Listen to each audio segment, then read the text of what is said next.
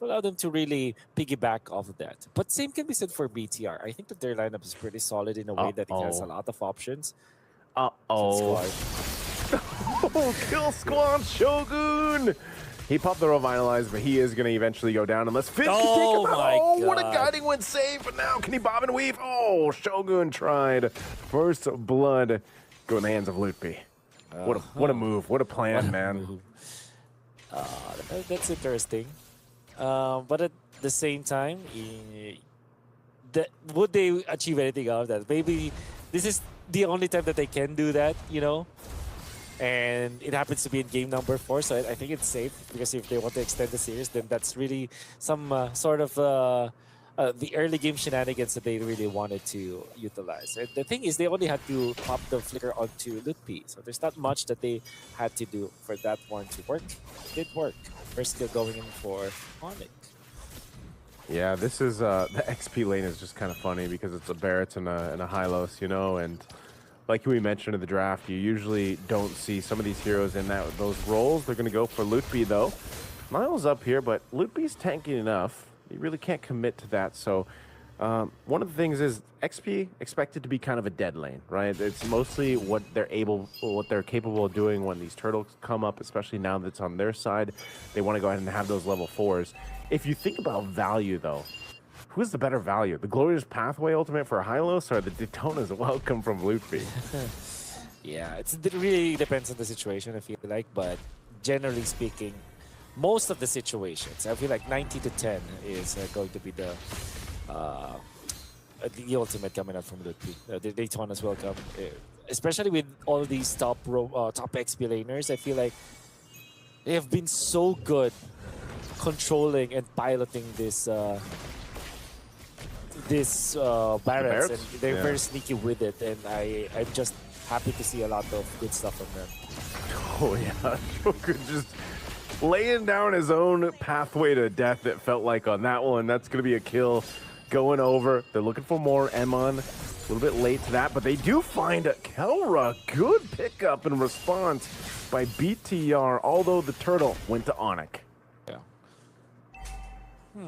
I think you're happier if you're BTR, actually, because ONIC giving away some kills is always bad when it comes to the first turtle fight. I feel like kills are more important, but because of that, oh my God, Keyboy, what a snag! That's the reason why we say the Ruby is somehow a counter to the Fanny. Yeah, this is gonna be trouble. Guiding Wind. Oh, good usage. Don't run Wolf King, Feathered Airstrike down, Emon bobbing and weaving, using the stun too. He's actually going to be able to survive. Really good usage of his own kit to stay alive in that Feathered Airstrike. Good play there, but now there's some more pressure. Kyrie's going to be a little bit too late to that, but he is going to take a green camp over. And you can see he's got a lead now, a level ahead of Niall. Niall getting caught in that bush was very detrimental to him, at least for now. Yeah, I don't want that to happen. At all. It's gonna be some movements here coming out from ONIC here in the bottom lane, where you have to now think about Kara, because you're fine with the other heroes already, right? Lucky is fine, Keyboy is having a great time, Sans is definitely having a great time, and Kyrie by extension is safe. So you're gonna have to think about Kelra now if you're ONIC. How do you activate this Paquito? It seems like the response is to force some rotations into the first turtle, or in the second turtle, I mean, where it is nearby the Kelra lane. Okay, so at this point, what do you look for if you're a BTR? You know you had not really a chance in that last turtle, so now you want to go ahead and try to make it happen. Obviously, Shogun, he's going to have to watch where he puts down this Glorious Pathway, but Lutpi is pretty much doing the same thing. So Shogun just doesn't want to get caught into a Daytona's Welcome and thrown into the opposing team while the rest of the team isn't ready. So buffs are secured. Kyrie's going to go ahead and make his way. Same thing with Niall. He's got both of his. So it's going to come down to an entire team fight for this one. Actually, Purple's just coming up. Daytona's Welcome on Niall as he's thrown out already. Eternal Guard going in and knocking them up. But Moreno is gone. And now without Moreno, this is a tough one. BIGETRON is just going to have to give this up. So Turtle should just go over to ONIC. He's going to grab his purple buff and rotate in. Malefic Gun, first item rush for Emon. He needs the range here. So ONIC, easy take on this objective. Yeah. It took a lot of effort from BTR to be able to find their way into that fight, but in the end, it wasn't enough for them. It was a difficult scenario to be in, I would say. But at the same time, it's proven that ONIC is just better at team fighting at that point, and especially because they're equipped in the early stages. This early game comp that they have with the Barretts, with the Paquito, it's just way too good. But this time though, they're just utilizing the Ruby as well as the Farsa just efficiently. Be always a threat, you know, because if you're BTR, you're always afraid. There could be a bush play that Keyboy can do with the flicker on hand. So up top, Kelra. Oh, he's gonna be able to outplay the hill. Unbelievable. Oh, man. I thought the Carmilla was a bad game. Well, right now for the Fanny, it might be worse. Finn taking the shadow kill here from Kyrie. Circling equal to be used. They're going for Kyrie. They do have the damage to take him out. Emon able to capitalize on that with the torn apart memory. Good play down here in the bottom lane for BTR. Oh. Wow. I'm actually surprised like how BTR, well, they're finding ways for sure, but taking down carry is the most important thing at this point because they're stopping the Hayabusa and also allowing for Eman to get a kill. So they achieved so many things out of that play. BTR are now slowly working their way back into this game. It started not so well, but now they are finding a lot of ways. Oh, they're making a play again. Eternal Guard dropped down, but Keyboy should be able to survive that. Really good response there for ONIC to be there on that engage. Now what we're seeing is Nile trying to kind of recuperate here. It's not that he's down too much in terms of levels, but I wonder what the gold difference is right now. I'm not sure if we can actually ask for to take a look at the items to see what the difference is between things, because that's the main thing. There we go. Thank you so much. Now 1.3K between the XP laners, but the jungle's not so bad given how things have gone for Nile. This isn't too bad. 500 gold lead for Kyrie. But this next turtle up, third turtle of the game, they're going to go ahead and work on it.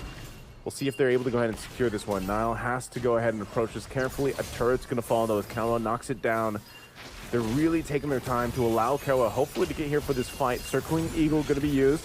Already the marks knocking forward, but the turtle secured by Kyrie. Emon gets the kill. Kelra waiting with the full stack champ stance. He looking for an opening. Nile goes in. He's able to take out one.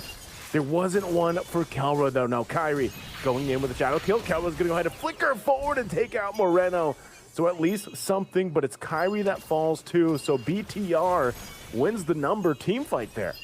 Wow, this is definitely BTR showing us that they are really good at 5v5s. You can see how well they dance around ONIC. They go in and out, taking advantage of the sustain that they get from the mid lane, from the Roma, Matilda, and then of course the EXP Hylos with this Revitalize. They were able to out-sustain ONIC once again, and that made it really awkward for Kyrie, the Hayabusa. As we have said many times in this series, it's very awkward for assassins to work around sustain, to work around Matilda as well as, you know, maybe Rafaela. This time Matilda and a revitalized Hylos. And what ends up happening is that Eman is just able to just stack up, just keep on attacking whoever is in front, who's facing for ONIC. And then when the turn apart memory opens up its windows, Eman is just there to collect. Yeah, this is, it's looking a whole lot like what we saw back in 1 and 2, man. Games 1 and 2, BIGETRON by Vitality somehow finds these ways to get themselves back. I mean, again, think what Nile has had to go through. The amount of pressure, being caught, you know, by Keyboy on the Ruby and everything else, getting killed by Kelra. But he's still able to go ahead and do this. And now, even if Kelra surprises him, he takes a couple punches, he's not, you know, he's not going to get bursted down so quickly. So Nile's going to continue to put pressure across the map. ONIC now has to shift their focus for that to make sure that Nile's just not pushing elsewhere, pushing turret down eventually, and able to get real estate across the map. Both junglers doing the same thing here up on the top side now that Lord is spawned. Gonna be tricky now because every single lead that ONIC was able to build has now been erased. Of course, there's 1,000 lead ONIC right now has, but it doesn't feel as impactful as it should. And again, another good start by ONIC, but one good team fight from BTR was enough for them to turn things around. It's because of the positioning that we're seeing from BTR, the sustain that they have, understanding properly why and how this kind of composition works. Like what are the ins and outs of a Matilda kind of composition, and how do you utilize it, and how do you win against assassins with it? ONIC are still the first ones to put themselves in front of the Lord. Vexana down in the bottom lane, not showing himself just yet. A tricky situation now for ONIC. Lord is at 50. Okay. Moreno might get here in time. They actually delay this Lord take. And Niall's getting his buff, so it's going to reset. So even with that information, they're able to go ahead and handle that wave a bit, at least so it's even. Now Niall and Moreno will be back for this fight. ONIC is respecting the potential setup here that BTR can pull off. Surely. Kyrie has reset his buffs again. One more cycle, double buff. Bottom lane being controlled by Kelra. Keyboy is there to help a little bit. They want to make a play. They want to make a play on Kelra. They're going to drop the Eternal Guard. They get the Terrify off, but oh, they miss a little bit. Kelra's trying to get away. The cable, though. He's 1 HP away. That Eternal Guard quite hurtful, but he's actually going to be able to go back to the base, and now can they get back in time? This is Flying Clouds, so they will be able to travel very quickly. Again, a big factor here is the map that they're currently playing on, the Clouds being able to bring them back quickly, reposition themselves. So a good attempt by BTR to try to take out Kelra, but it just didn't happen. Did force out the flicker onto Kelra, and Moreno will have his flicker first. It seems like they have already started with the Glorious Pathway, but no commitment just yet, even after circling Eagle Daisu. It's interesting that BTR are wasting some of their ultimates just looking for an opening. I think they're really just trying to delay ONIC and make them second guess this. One of the strengths, again, of having a Matilda, and it looks like even ONIC doesn't know if they want to fully commit to these mind games of BTR, as the Lord is just dragged back and forth between both squads. Looks like Niall's got something else in mind. He wants to go ahead and take the purple buff. He wanted to see if Kyrie would rotate for it, so he's going to take it away, win a crown for Finn. This could have been also part of the plan, man. Just wait for some of these defensive items to be available to make it happen. They know that this Lord alone could potentially get them to the base turrets of ONIC, and vice versa. Loopy, half health, taking some damage here. Shogun as well, he's quite low. They're gonna go for Loopy. Loopy pops it, whoa, pops it, Daytona's welcome, but he was so low, he's gone. They're gonna set it up in the mid lane as Shogun goes next, and Niall's gotta get out of there because he's low. So now it's gonna be a reset. He's gonna go back to base, and ONIC will reset as well. The pokes of coming out from BTR was enough for Lutpi to be forced to make that play.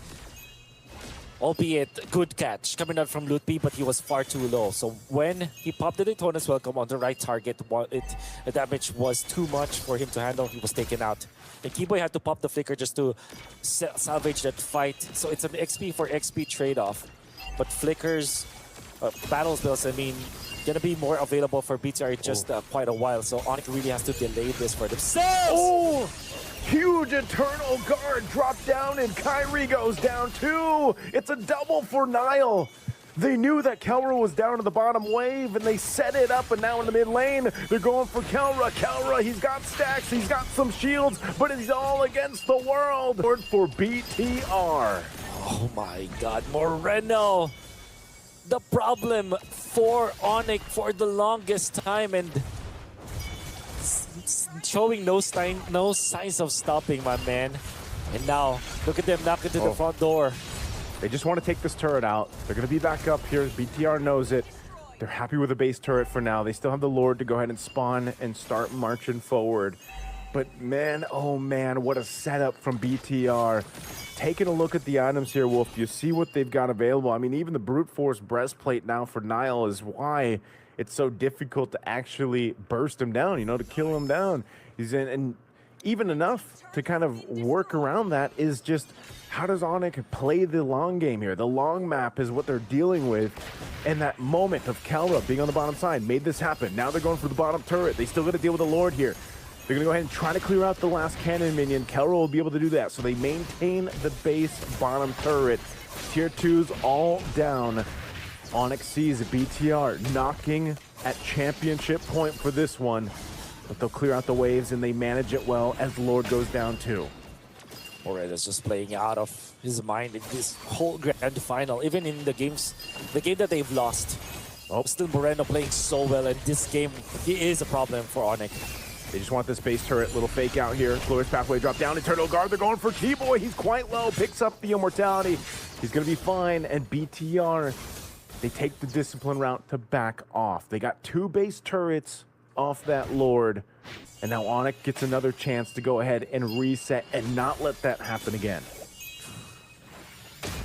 It's really dicey spot here for ONIC. You know what's one thing that's fortunate for them is that the Lord will spawn onto the short lane, where their short lane is the side that was pushed up, and their long lane, they still kept their turret intact in that in that lane, so they still have a fighting chance. But now we've reached critical mass for BTR.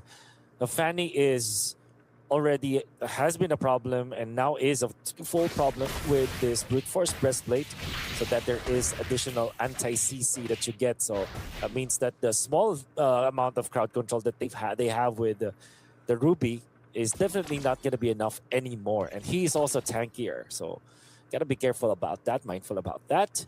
ONIC also does not have a marksman, so at this point in the game, he can only do so much with the Paquito. You will need the help of your teammates, which means that a 5-man wipe coming out from ONIC is difficult to pull off. You really have to slowly trickle down BTR if you want to score that. So everything is just difficult now for ONIC. It's crazy how, again, the story happens. It looks like they're going for a sandwich play to cut off Lutfi. He has no stacks. He could be in trouble. Pops the flicker. They're going to go and crash down on him. Eternal Guard again, and Loopy is gone. Without the stacks of Feathered Airstrike, he's going to be stunned by Shogun. Good play. Emon still alive as Kelra gets a shutdown. But again, the stun comes through as Keyboy falls, and now Kelra on the run. He's quite low. A quarter of the health. They're going to chase him down. He has the shields, though, so he's going to be fine, but they got a wave to deal with. Down bot and BTR without Nile, though. I don't think they can get much more, even though they're in the base here, unless ONIC decides to go ahead and go for a defense. They're going to try to make something happen. Glorious Pathway drop down. Finn goes in. Do they want to lock onto the base here? They're trying to delay this as much as they can. But again, the combos come through. Kelra picks up an immortality, but he's going to be in trouble and taken down by Emon. And Moreno goes in with a flicker. It's a double for Emon. The setup from the Maestro, a triple. And they're looking to end it here. Can he get the Maniac? They don't even need it. They're going to go for it and then the base. And there you go. BIGETRON by Vitality. They want to go for more. They want the Savage, but they don't care. They'll take the championship from ONIC.